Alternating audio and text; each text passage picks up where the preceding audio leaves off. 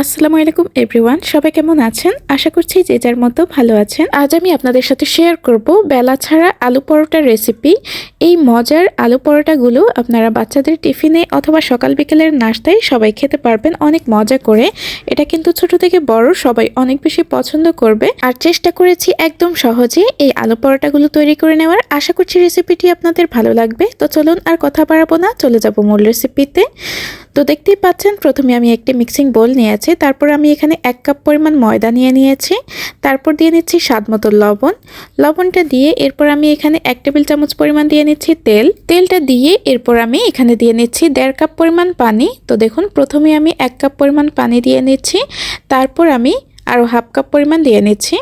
তো মোট 1.5 কাপ পরিমাণ পানি দিয়ে এখন একটি হ্যান্ড উইচ দিয়ে এগুলোকে খুব ভালো করে এভাবে বিট করে নিচ্ছি। তো দেখুন, এভাবে করে ভালো করে বিট করে নিতে হবে। এই বেটারটার মধ্যে যেন কোনো রকম লাম্পস না থাকে সেদিকে খেয়াল রাখবেন।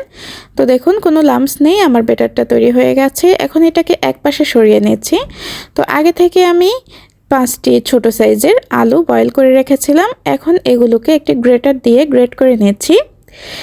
দেখুন, এভাবে গ্রেটার দিয়ে গ্রেট করে নিলে এগুলি কিন্তু একদম স্মুথ হবে। আর দেখুন, সবগুলো আলু আমি গ্রেট করে নিয়েছি। এখন এখানে অন্যান্য ইনগ্রেডিয়েন্টসগুলো অ্যাড করে নিব। প্রথমে আমি একটি কাঁচামরিচ কুচি দিয়ে নিচ্ছি এখানে একটি পেঁয়াজের অর্ধেকটা আমি এরকম একদম কুচি করে নিয়েছি, এগুলো দিয়ে নিচ্ছি স্বাদমতো লবণ। এরপর আমি এখানে 1/2 চা চামচ পরিমাণ হলুদ গুঁড়া দিয়ে নিচ্ছি এখানে 1 চা চামচ পরিমাণ ধনে এবং জিরে গুঁড়া। এখন সবগুলো উপকরণ খুব ভালো করে হাত দিয়ে এরকম করে মিক্স করে নিচ্ছি। তো এইভাবে সবগুলো উপকরণ মেখে নেওয়ার পর এখন আমি এগুলো একপাশে সরিয়ে নিয়েছি। তো এগুলো সরিয়ে এরপর আমি সেই বেটারটা নিয়ে তারপর এই আলুর মিশ্রণটা দিয়ে নিলাম। তারপর দিয়ে নিচ্ছি কিছু ধনেপাতা কুচি দিয়ে এখন হ্যান্ডউইচ দিয়ে খুব ভালো করে মিশ্রণগুলোকে মিক্স করে নিতে হবে। তো দেখুন, এরকম করে আমি মিশ্রণগুলো মিক্স করে নিয়েছি হ্যান্ডউইচ দিয়ে। এরপর আমি এখানে আরও 1 কাপ পরিমাণ পানি দিয়ে নিচ্ছি। আমার এখানে আরও 1 কাপ পরিমাণ পানি লাগছে। তো আপনারাও কিন্তু বেটারটা এরকম পাতলা হওয়া পর্যন্ত এরকম করে মিক্স করে নেবেন। পানিটা যদি লাগে তাহলে দিয়ে নেবেন, না লাগলে নেই। এখন আমি এটা একপাশে সরিয়ে চুলোতে একটি তাওয়া বসিয়ে দিয়েছি। তারপর আমি 1/2 কাপ পরিমাণ করে এখানে বেটার দিয়ে নিচ্ছি। তো দেখুন, একটি মেজারমেন্ট কাপ নিয়েছি আমি 1/2 কাপ পরিমাণের। আর এই কাপটা দিয়ে 1/2 কাপ পরিমাণ করে বেটার দিয়ে তারপর এটাকে আমি কিছুক্ষণ ভেজে নিয়ে এরপর উল্টিয়ে নিয়েছি। দেখতেই পাচ্ছেন, এক পাশটা হয়ে আসার পর আরেক পাশ উল্টিয়ে নিয়েছি।